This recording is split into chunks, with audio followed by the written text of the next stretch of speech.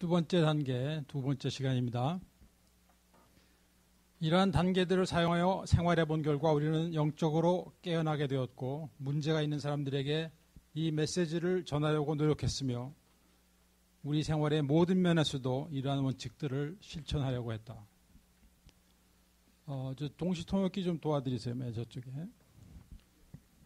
회복을 맛본 사람들 가운데 어떤 이들은 AA를 Spiritual Kindergarten, 즉 영적인 유치원이라고 부르기도 합니다.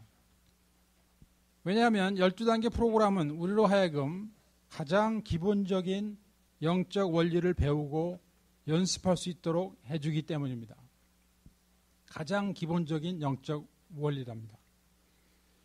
그래서 우리가 중독의 문제를 해결해 보고자 찾아온 AA인데 그 회복의 과정을 따라가는 가운데 많은 사람들이 이 영적인 세계에 관심을 갖게 되고 나아가서는 하나님을 만나게 됩니다.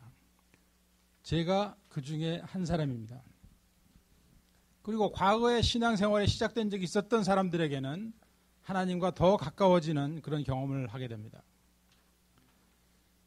그러니까 인간이 스스로의 힘으로는 도저히 어쩔 수 없는 이 중독을 해결하고자 하는 과정에서 우리가 하나님을 만나야 되는 것은 당연한 일이라고 생각이 듭니다. 제가 반복해서 말씀드리겠습니다. 인간이 스스로의 힘으로는 도저히 어쩔 수 없는 이 중독을 해결해 나가고자 하는 그 과정 가운데서 우리가 하나님을 만나야 된다는 것은 지극히 당연한 일이라는 것이죠. 그리고 그 후로 우리의 생각과 말과 행동이 변화해야 하는 것도 당연히 일어나야 되는 과정입니다. 왜냐하면 우리는 변화되지 않으면 망할 수밖에 없는 사람이기 때문에 그렇습니다.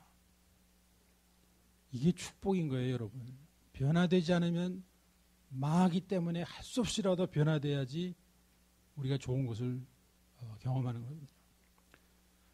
예수님을 믿는 사람들은 어떤 사람들인가?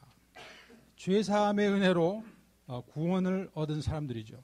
그리고 구원을 받은 다음에도 우리에게 남아있는 그 죄성들로부터의 회복, 그것을 구하는 사람들이니까 당연히 변화되어야 되는 사람들인 것입니다. 그렇기 때문에 우리는 생각하고 행동하는 데 있어서 세상 사람들과는 구별된 점이 있어야 하는 것입니다.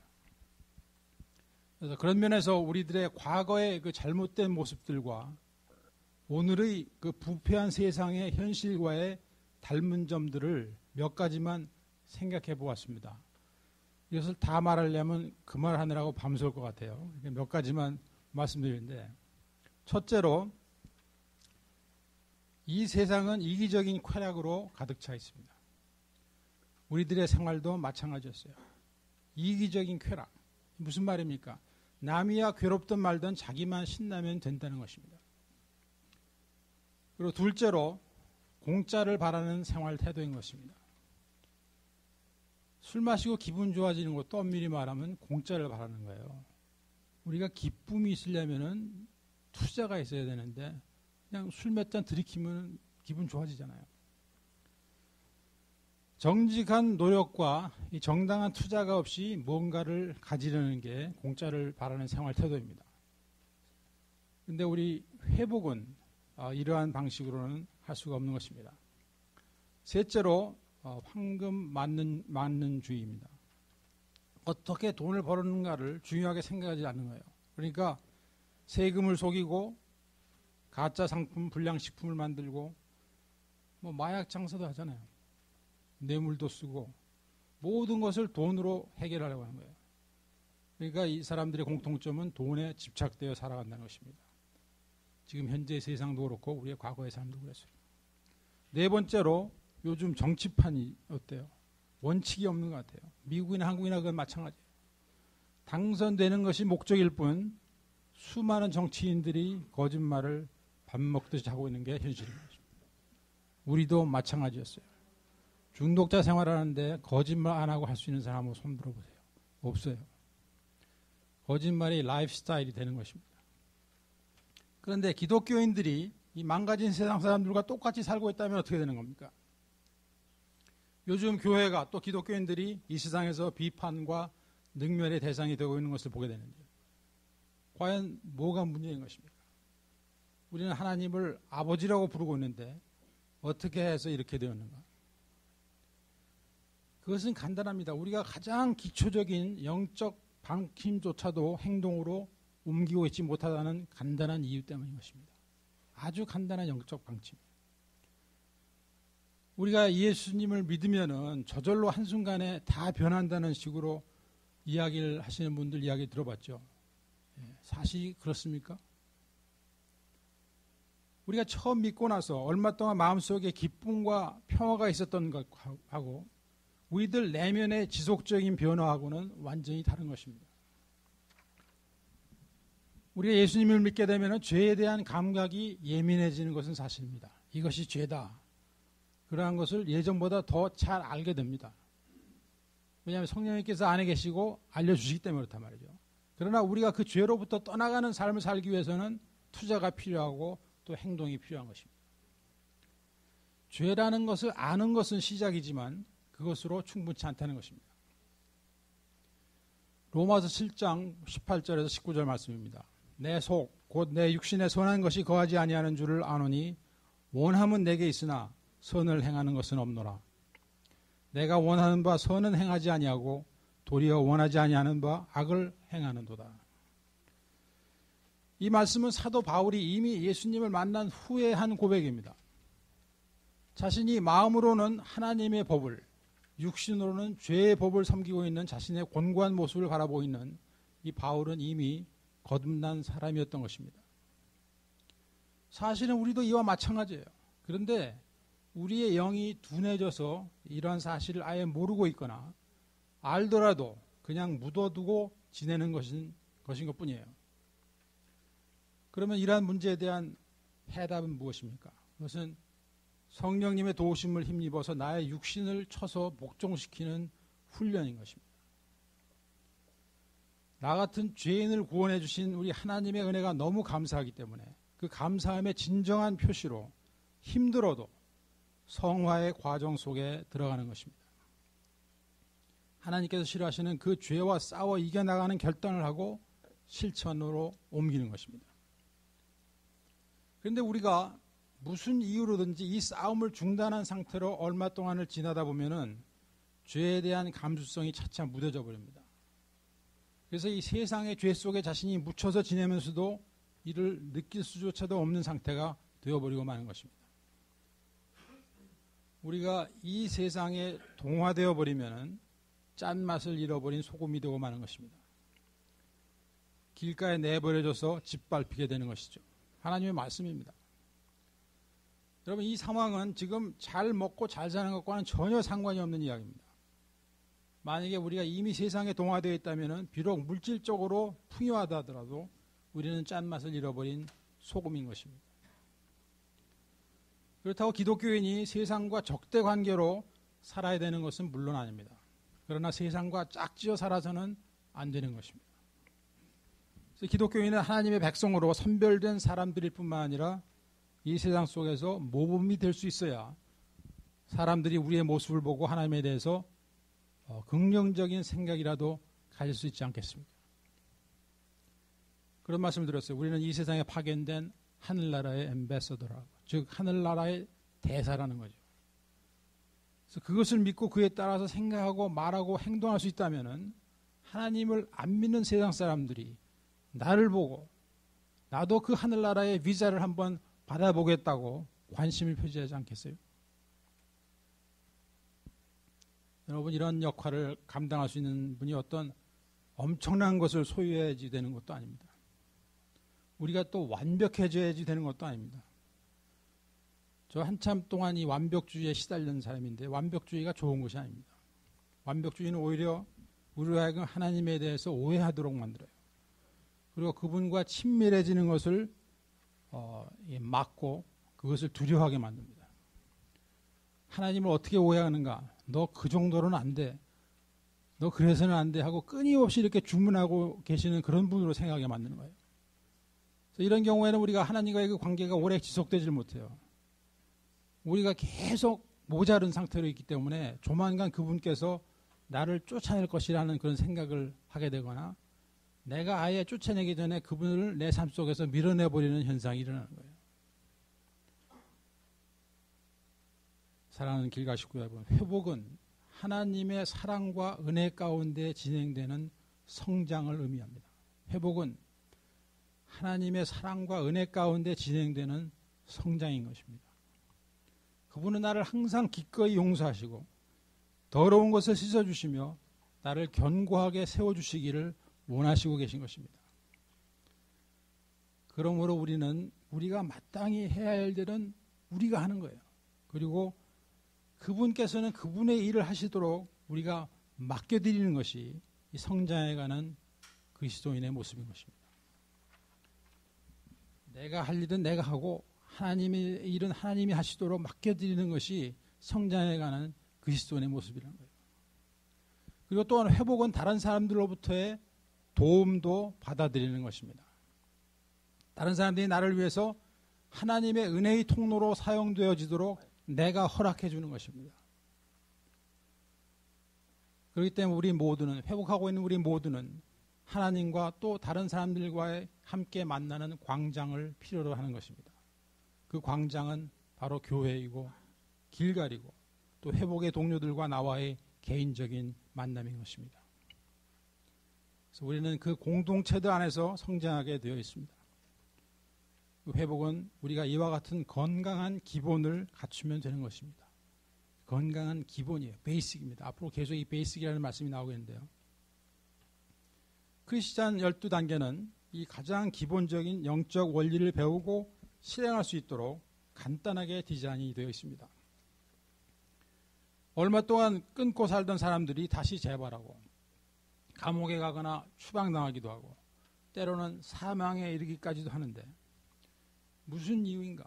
이것은 모두 가장 기본적인 것을 잃어버린 채 자신도 모르는 사이에 내면에 이 쓰레기가 쌓이도록 내버려둔 결과인 것입니다. 우리가 12번째 그 단계의 내용을 보시게 되면 네 부분으로 구성되어 있는 것을 알 수 있습니다. 첫 번째가 이러한 단계들을 사용하여 생활해 본 결과, 이 말씀은 회복이 제대로 이루어지려면 모든 단계를 실행해야 한다는 것을 의미하고 있습니다. 두 번째로 우리는 영적으로 깨어나게 되었고 우리에게 영적 각성이 일어나야 하는 것을 말하고 있는 것입니다. 세 번째, 문제가 있는 사람들에게 메시지를 전하려고 노력했으며 우리가 메시지를 전해야 되는 것이 잡이다 이 말입니다. 네 번째, 우리의 생활의 모든 면에서도 이러한 원칙들을 실천하려고 했다. 이 영적 원칙들을 매일매일 실천하는 것이 중요하다 하는 말씀입니다. 그래서 이 모든 단계를 해야 되는 이유는 우리가 올바른 삶을 살아가는 데 필요한 기본을 갖추기 위한 것입니다. 우리가 무슨 성자가 되기 위한 게 아니에요.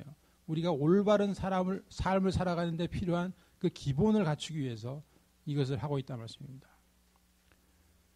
그러면 이 12단계는 어떻게 디자인이 되어 있는가? 12단계의 구성을 좀 보겠습니다. 저는 지금까지 강의를 해오면서 12단계의 전체적인 흐름이나 구성에 대해서 여러 번 말씀드렸어요. 조금씩 다른 각도로 이렇게 설명을 해봤습니다. 그리고 저는 이 설명을 드릴 때마다 항상 이 세일즈맨이 된 심정으로 하고 있어요. 무슨 말씀이냐면 어떻게든지 여러분들이 이 12단계에 관심을 가지게 되고 실제로 해보실 수 있도록 하기 위해서 제가 그런 심정으로 이 설명을 드리는 겁니다. 그래서 오늘은 이 12단계를 네 부분으로 나누어서 보겠습니다.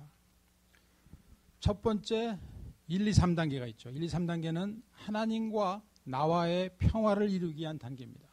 하나님과 나와의 평화. 그것을 위해서 1단계는 뭐라고 그래요? 먼저 나의 본전을 깨닫게 해주는 것입니다. 너의 본전을 먼저 깨달으는 거예요. 나는 중독자고 죄인이고 때로는 성격 파탄자고 whatever it is, 우리의 본전을 어드밋하는 겁니다. 두 번째 단계는 하나님의 능력이 나를 고쳐줄 수 있음을 믿는 것입니다.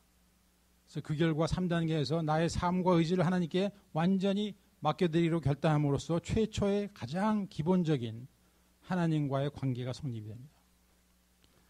중독자가 불신자였다면 이때 예수님을 영접할 수 있습니다. 예수님을 믿고 있는 사람이라면 이때 자신의 삶을 맡겨드리는 결단을 합니다.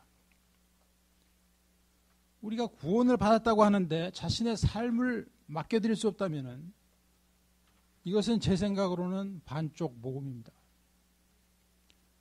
구원을 받은 사람은 삶을 맡겨드리는 것이 원칙입니다.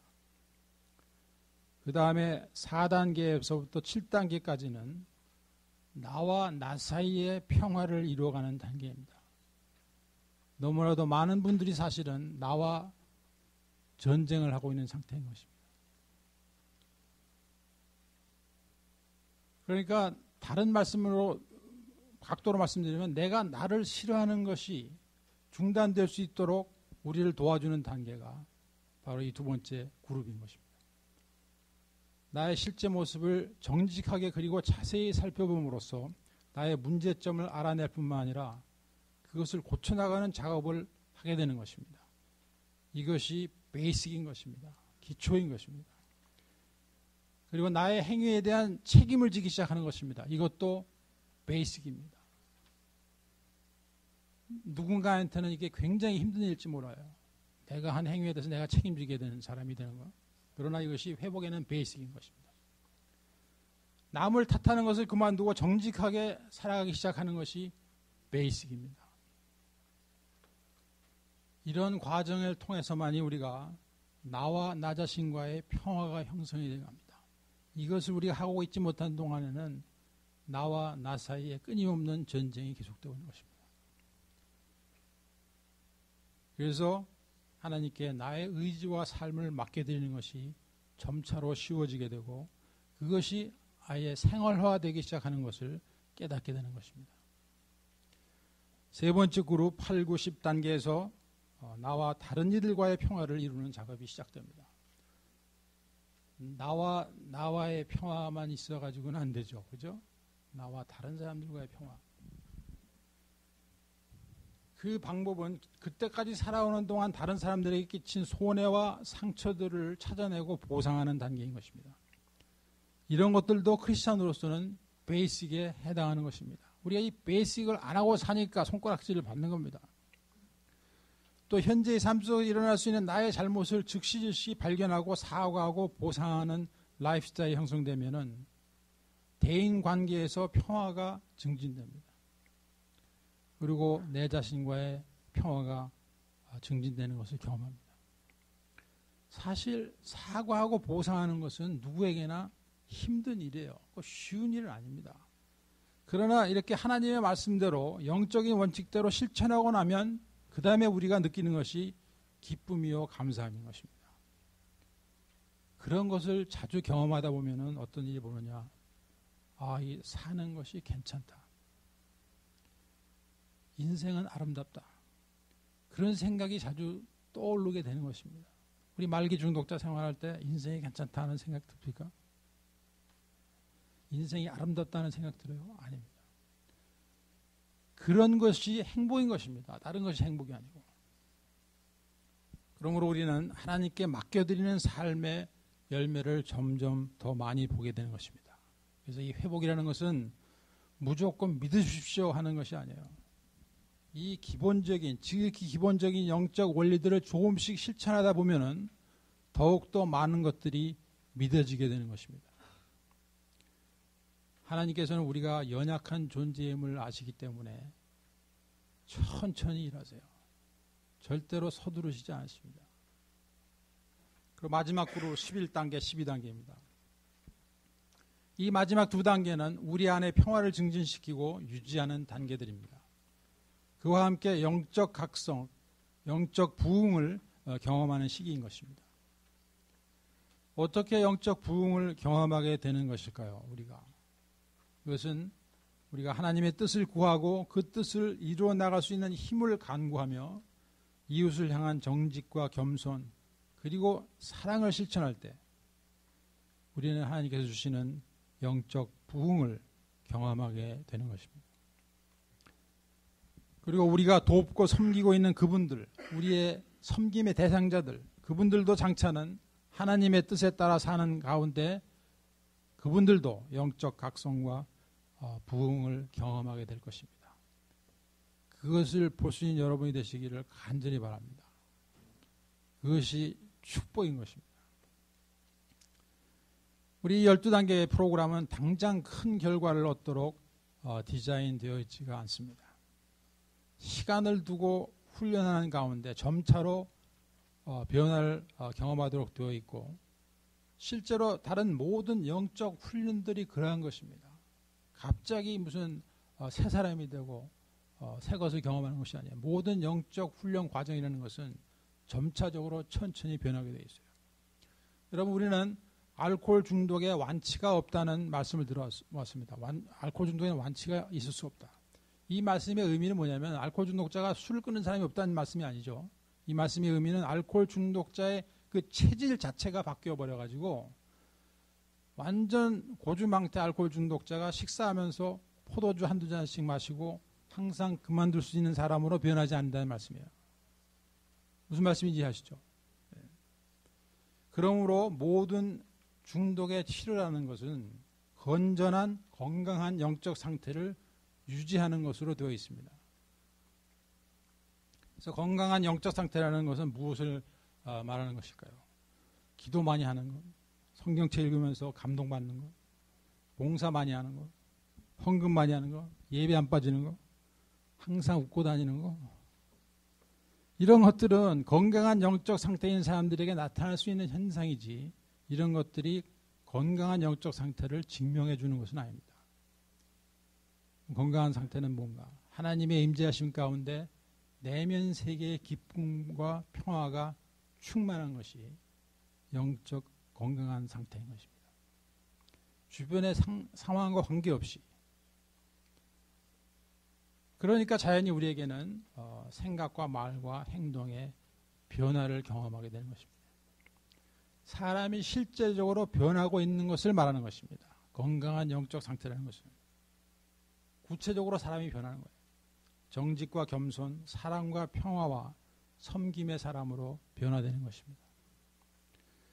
그러므로 12단계 프로그램은 무슨 개념이나 아이디어가 아니라 행함으로 결과를 얻게 되는 훈련 지침인 것입니다.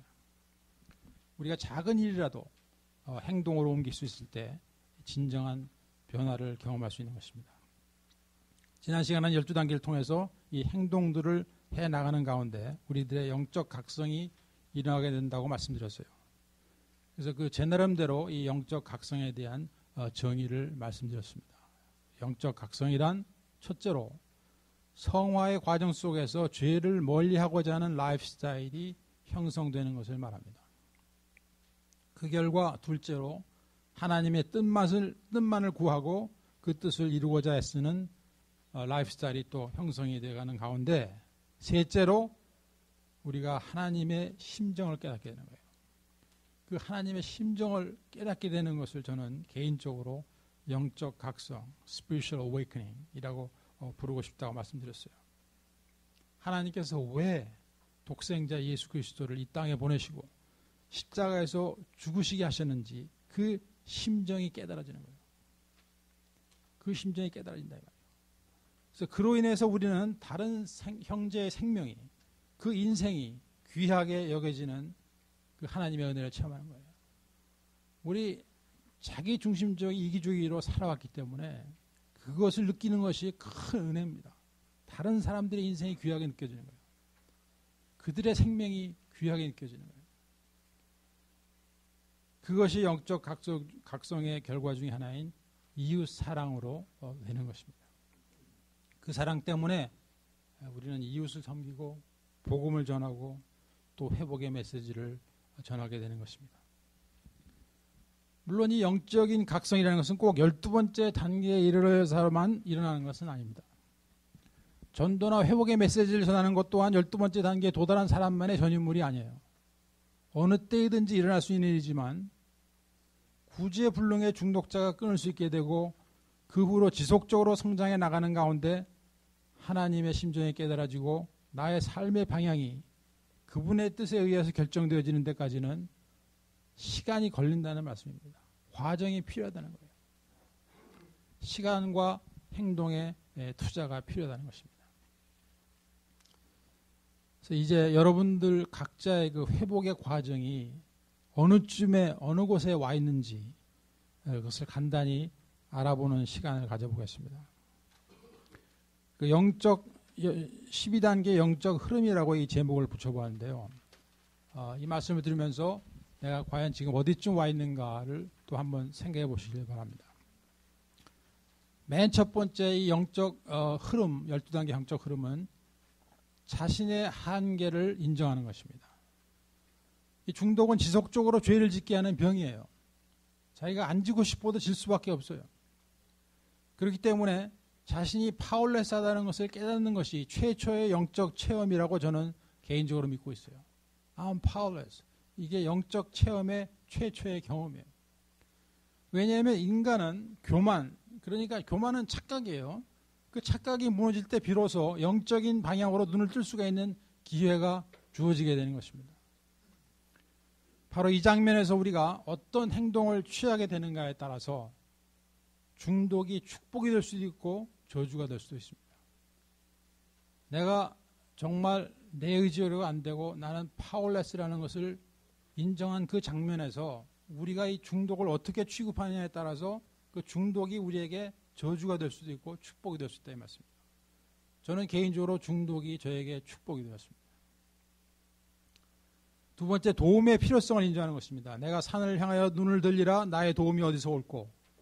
나의 도움이 천지를 지으신 여호와께서다. 천지를 지으실 만큼 위대하신 분이 나를 고쳐주실 것을 믿는 것이 이 단계인 것입니다. 세 번째, 하나님께 항복. 항복한다는 의미는 우리의 중독뿐만 아니라 내 인생 전체를 하나님께 맡겨드리기를 결정하는 것을 말하는 것입니다. 왜냐하면 중독이 떠나가면 남는 것이 뭐예요? 제가 항상 말씀드리는 건 내 본전이 남습니다. 그런데 그것 가지고는 우리가 행복해지기가 굉장히 힘들게 되어 있습니다. 하나님께 쓸모있는 사람이 되기가 힘들게 되어 있어요. 그러기 때문에 나를 맡겨드리는 것입니다. 네 번째, 그런데 이 맡김은 하나님과의 인격적인 구체적인 만남이 먼저 이루어져야 가능합니다. 여러분, 만남이 없이 나를 맡겨드린다는 것은 좀 힘든 일 아닙니까? 하나님과의 만남이 없이 내가 내 자신을 어떻게 하나님 앞에 맡겨드릴 수가 있겠어요? 그래서 이 만남이라는 것은 뭔가 내가 죄인임을 인정하고 그 죄에 대한 하나님의 해결책이 있어요. 즉 십자가예요. 십자가를 받아들임으로 그 만남은 시작이 되는 것입니다. 예수님께서 나의 죄를 대신하여 죽으시고 부활하심을 믿고 고백하는 것입니다. 그때 성령님께서 우리 안에 들어오시고 구원의 확신을 갖게 해주셔요. 그리고 하나님께서는 우리가 맡겨드리는 만큼 우리의 삶을 맡아주시고 인도해 주십니다. 여러분, 우리가 맡기자는데 강제로 문부시고 들어와서 맡으시는 분이 아니에요. 우리가 맡겨드리는 만큼 맡아주신다. 그와 동시에 다섯 번째로 우리는 교회, AA 또는 길갈 등에서 다른 이들과 함께 펠로십 안에서 교제하고 봉사하며 이 구원의 메시지, 회복의 메시지를 전하는 것이 가능해지는 거예요. 이런 펠로십 안에서 움직이는 것이 가능해진다 이 말씀이에요. 그런데 그 가운데에서도 우리가 시험을 주고받는 일이 생깁니다. 왜냐하면 아직 다듬어지지 않은 부분이 많이 남아있기 때문에 그렇습니다. 그렇다 치더라도 시험을 주고받는다 할지라도 그 가운데서 봉사도 하고 전도도 하고 다른 이들로부터 서포트도 받는 것입니다. 그와 함께 자신의 여섯 번째 문제점을 다루어 나가는 것입니다. 즉 아까 말씀드린 대로 4단계에서 9단계까지를 열심히 하는 거예요. 자신을 알아가기 시작하는 것입니다. 나의 정체를 발견하기 시작하는 거예요. 대체적으로 우리가 남의 문제를 따지거나 고쳐주려는 그런 노력을 하는 대신에 내 자신의 문제를 더 열심히 다루게 되면은 시험을 주고받는 일이 훨씬 줄어듭니다. 그런 말이 있었는데 잘 생각이 안 나네. 자기 집 마당을 쓸어라. 그다음에 뭐 있죠? 그거보다 조금 간단한 거. 일곱 번째, 용서를 알게 되며 하나님께서 나를 용서하심을 진실로 믿게 되는 사람들은 자신을 용서하는 과정도 겪어야 되는 거예요. 내가 나를 용서 못하면 곤란합니다. 그리고 또 다른 이들에게 용서를 구하고 보상할 수 있는 이 겸손과 정직이 실생활에서 드러나게 됩니다. 그러한 과정 속에서 다른 이들을 용서하고 그들을 있는 그대로 받아들일 수 있는 관용이 나에게도 있음을 깨닫게 되는 것입니다. 이게 우리들 가운데 많은 분들에게는 서프라이즈예요. 내가 다른 사람을 있는 그대로 받아들이고 용서하고 받아들일 수 있는 그 관용이 나에게도 있다니. 이건 제가 경험한 거예요. 내 자신이 놀라는 거예요. 그러나 이것이 우리가 성숙되고 변화되고 있다는 증거인 것입니다. 여덟 번째, 자신의 지속적인 점검과 수정입니다. 선줄로 생각하는 자는 넘어질까 조심하라. 고린도전서 10장 12절 말씀. 그러니까 회복이라는 것은 원타임 딜이 아니에요. 이벤트가 아닙니다. 이것은 항상 현재 진행형인 것이에요. 현재 진행형 회복이라는 것은. 그것을 잊지 아니하고 있을 때 우리는 삶 속에서 생겨나는 쓰레기를 지속적으로 해결해 나가면서 사는 그 라이프 스타일이 생기는 거예요. 아까 뭐라 그랬어요? 쓰레기가 알지도 못하는데 쌓이면 망한다 그랬잖아요. 그래서 이러한 생활 태도가 우리가 넘어지지 않도록 예방해 주는 것입니다. 아홉 번째, 업그레이드된 신앙생활이란 제가 보는 관점으로는 11단계예요. 얼마 전에 11단계 끝냈죠. 기도와 묵상을 통한 하나님의 긴밀한 교제가 있고 거기 플러스 나를 향하신 하나님의 뜻을 구하고 그 뜻을 행할 수 있는 힘을 구하는 단계가 있고 실제로 그 뜻을 행하는 것이 포함되어 있는 것입니다. 그래서 우리들의 소원, 기도 제목들이 점차로 이 물질적인 것에서 영적인 차원으로 발전하게 되는 것입니다. 그리고 그 기도의 열매들을 우리 삶 속에서 보게 됩니다. 그래서 그 결과 통찰력의 향상이 일어납니다. 내 자신에 대해서 더 잘 알게 되고 영적인 눈이 밝아져서 분별력, 통찰력이 향상되는 거예요. 그래서 그때쯤 되어서야 11번째, 어려운 환경 가운데에서도 성공적인 공동체 생활을 하게 됩니다. 지금 이게 계속 조금씩 발전해 나가고 있는 겁니다. 지금. 왜 우리가 성공적인 생활을 할 수 있느냐? 공동체 안에서. 공동체 안에서의 자신의 위치를 깨달을 수 있기 때문에 그런 것입니다. 그래서 우리가 위임 권위자들에게 순종하고 기쁨으로 봉사하고 겸손히 섬길 수 있는 거예요. 그 위치를 우리가 깨달았기 때문에 그렇게 할 수 있는 거예요. 우리가 인정받으려고 애쓸 필요도 없고 잘난 체 하지 않아도 되는 거예요. 그렇게 하다 보면 우리가 이 펠로우십이 주변 사람들과 진정한 펠로우십이 깊어지게 돼요. 그리고 그 공동체 안에서 내가 평화를 가져다 두는 사람으로 되어 있는 거예요. 그 안에서 문제가 생겼을 때 그 영적인 원칙에 의해서 해결하는 사람이 되는 거예요. 바닥을 친 중독자가 그렇게 될 수 있는 것이 우리 회복의 현실이에요. 사실은. 지도자의 직분을 성공적으로 감당하는 사람이 되는 거예요. 우리가 모든 사람이 이쯤 돼가지고 지도자가 될 수 있으면 가장 이상적이겠죠. 그러나 이 상태에 안 돼서 지도자가 된 분이 내 위에 있어도 내가 어떻게 돼요? 섬기는 거예요. 그것이 우리가 성장하고 있는 우리들이 해야 될 일인 것입니다. 그리고 모든 것이 합력하여 선을 이루게 하시는 하나님이심을 믿을 때 우리 삶 가운데에서 이 12번째, 13번째에 해당하는 것입니다. 우리 삶 가운데 성공적인 결과를 보게 되든 어려움이 계속되고 있든 상관이 없이 우리는 하나님을 신뢰하고 그냥 나아갈 수가 있는 거예요. 우리가 원하는 대로 되지 않더라도 환경에 지배당하지 않고 묵묵히 앞으로 나아가는 사람이 되는 것입니다. 14번째에서 17번째 갑니다. 우리는 그 가운데에서 우리가 하나님의 심정이 깨달아지고 그 하나님을 우리가 사랑하게 되고 이웃을 사랑하고 사명을 귀하게 여기게 되는 것입니다. 그때 18번째, 하나님으로부터의 끝없는 생명력을 공급받게 되는 것입니다. 저 사람은 어떻게 해서 이러한 환경 속에서 계속 나갈 수 있을까? 저 선교사님은 이러한 악조건 속에서 어떻게 저렇게 앞으로만 나갈 수 있을까? 하나님께서 주시는 끝없는 생명력의 공급 때문에 그런 거예요. 하나님께서는 우리 한 사람 한 사람을 귀하게 여기시고 우리 모두를 사명자로 부르셨습니다. 사명은 우리가 존재하는 이유입니다. 나는 왜 사는가 하는 이 질문의 답변이 사명입니다, 여러분. 빅토르 휴고는 그의 작품에서 이런 말을 했습니다. 죽는 것은 아무것도 아니다. 그러나 한 번도 진정으로 살아본 적이 없다는 것이 가장 두려운 것이다. 그래서 우리는 이 시점에 이르러서 축복을 구하기 전에 사명을 구할 수 있게 되는 것입니다. 그리스도는 자신의 사명을 발견할 때가 가장 행복하고 의미 있는 순간이라고 말할 수 있습니다. 사명자는 꼭 목사나 선교사가 되는 것만이 아닙니다. 구원을 받은 모든 성도의 일차적인 공통적인 사명은 이웃을 사랑하고 섬기며 복음을 전하는 것입니다. 이것은 누구에게나 해당되는 사명인 것입니다. 그리고 2차적인 사명이 있어요. 이것은 우리 매일매일의 삶 속에서 우리가 가진 것, 우리의 재능, 우리의 경험을 사용해서 하나님께서 부르시고 계신 일, 즉 나의 마음속의 부담으로 또는 소망으로 다가오는 그 일을 하는 거예요. 이것이 각자의 특수 사명이에요. 그 꺼지지 않는 불씨와 같은 그 거룩한 소원이 아직 없으시다면 그것을 위해서 기도해 보시기를 원합니다. 우리 주변에는 병든 양, 상처받은 양들이 많이 있어요.